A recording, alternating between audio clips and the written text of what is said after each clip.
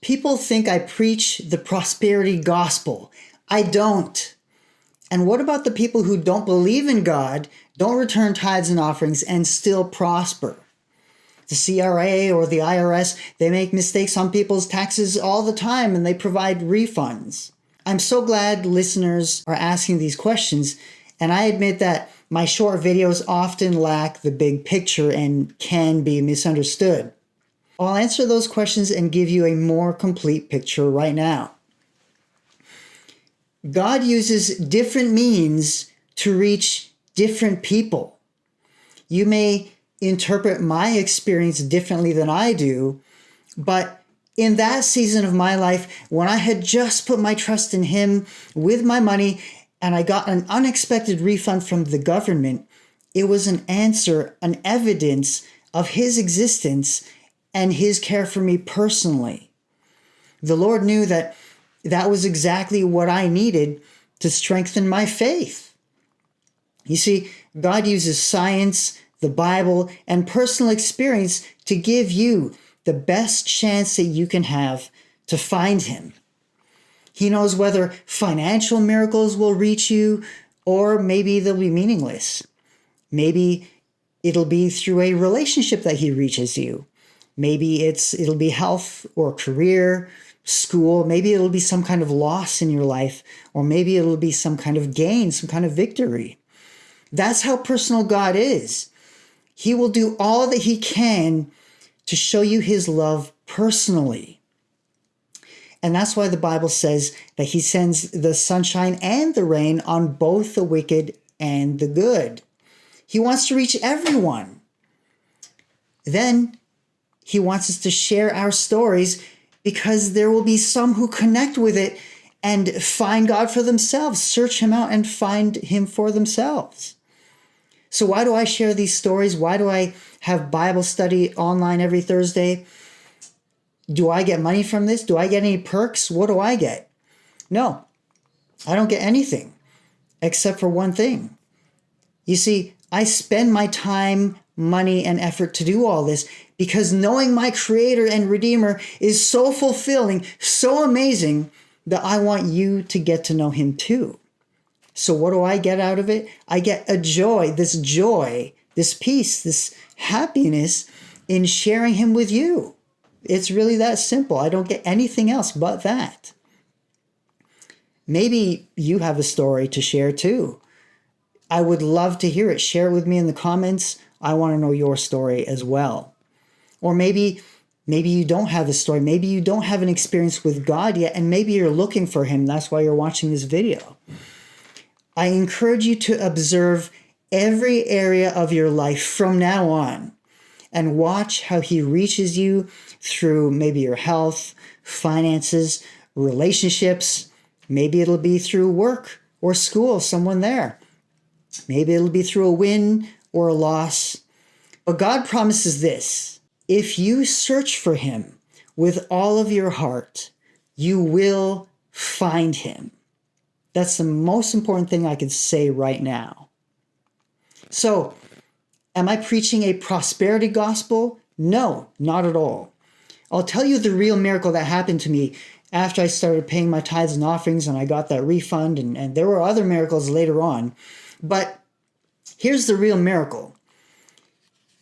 Even if God didn't come through for me with those miracles, I still would have given Him my tithes and offerings. In fact, years later, I did run out of money. And right now, I'm still in the middle of that story with great challenges. But so far, it has brought me an amazing marriage and an amazing career. Keep in mind, my friends, that bad things come from Satan. But God is there for you, especially when things fall apart. God has a way of taking the enemy's attacks and turning them around for good. I'll give you a Bible example. So there was Joseph. He was sold into slavery by his brothers. That was wrong. That was evil. That was sin. That was not God's will. That was inspired by Satan. But God turned it around and used it as the means by which Joseph took care of his family years later. You see, Joseph's curse, the sin that was committed against him, became a blessing later on. So sometimes we go through tough times. I'm not preaching the prosperity gospel saying that if you're faithful to God, then everything's going to be fine. No, the Bible says that there are going to be tough times even for the follower of Christ. But the main point of all of my messages is that you can trust Jesus. No matter what happens, he is trustworthy. Through all the ups and downs, through thick and thin, he's got you. What you do with your time, talents, money, mind, and body, they don't save you. They don't make him love you more. They don't give you a right to be in heaven. But what you do with them shows everyone and shows yourself where you place your trust. Another point came to me. Aren't evangelists, aren't they just like politicians or salespeople? They pick out the things that they want you to hear and they leave out the other things in order to push their agenda. Friends, God gives us enough evidence to see that he is real, but he never removes the possibility for doubt. Those who wish to doubt will have opportunity, while those who really desire to know the truth will find plenty of evidence on which to rest their faith. You see, there will always be room for doubt. And the question is, what are you going to lean into? The evidence or the doubts? So in other words, yes, I leave out my doubts. I don't tell you all the things that I struggle with and all of my doubts. And I don't tell you the things that I don't have answers to.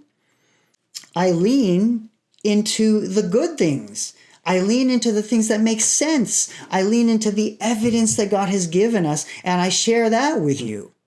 And I know that one day God is going to help me see the answers that I don't have yet.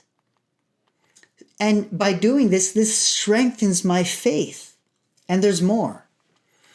Now, I do believe that there are corrupt Christians and preachers out there who just want to make money or control people. But I'm not talking about that right now. We know that we can't trust them, and we have to discern who is genuine and who is real. I'm talking today about the sincere seeker of God, like you and me. Even sincere people will run into doubt and will have questions that they can't answer. Now, why doesn't God remove all doubt? Why doesn't he just solve this problem, eliminate all doubt? Why doesn't he just show up right now in the clouds of heaven and show hey, look, I'm real and I care for you. Believe in me, follow me. If God removed all doubt, it's the same as forcing someone to believe against their will. And force never instills love, trust, and loyalty.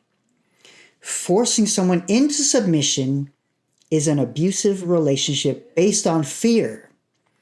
And that is misery. God doesn't want us to be miserable following him. He doesn't want us to follow him because we have been forced to. He wants us to have a healthy relationship with us that's based on choice, freedom, desire. So the test of your character is, what will you focus on? Are you going to let the doubts take over? Or will you lean on the evidence that he has given you? And will you reach out in faith to a God who is real and who is good and who loves you? That's the question. Which way will you lean? Sadly, most people lean away from faith. They lean into the doubt. They go back to their lonely struggles in life of ups and downs without the God who loves them and cares for them. And they miss out on the experiences that God has waiting for them. But some people, when faced with doubt, they lean into the evidence that God has given them. They lean into faith and trust. They believe, and get this, their belief turns into certainty. It becomes into knowledge, a 100% certainty. This is actually in the Bible. I'll show you. And that certainty turns into lasting joy and peace and security that nothing and no one can take away. That's how the disciples and millions of martyrs of the past were able to die with songs on their lips. No matter what their circumstance, they had that peace and joy of that relationship with their Creator and Redeemer. Their belief turned into certainty. This is in the Bible. The Apostle Peter says, "We have come to believe and to know that you are the Holy One of God." The disciples exercised their belief, and it developed into knowledge, into certainty. Notice that after his resurrection, Jesus did not appear to the unbelieving. He didn't go up to them and say, look, it's me. You crucified me. You saw me die on that cross, and here I am now alive. And watch this, I can do all these powerful, miraculous things now. So now you need to kneel and submit to me. Right now, I just proved to you that I am God. Why didn't he do that? Because this would not have awakened love in his enemies. God is a God of love, not force. So imagine, what will happen to you in the next 6 months or even 90 days if you search for God in every area of your life? Now, your miracles may not be the same as mine. They're not going to look like mine, but you'll begin to discover a God who is personally interested in your life. Or you could miss out on an experience of a lifetime and miss out on eternity. So I challenge you, try them out. Say this prayer: God, I want to know if you're real and if you care. Reach out to me in the next 90 days. And my friends, when the time comes, please let me know how it turns out. Message me privately, send a message on this video, talk to me in the comments, do something, join my Thursday night Bible study, do something, but let me know how it turns out, because I know that God is real and he wants to show himself to you too.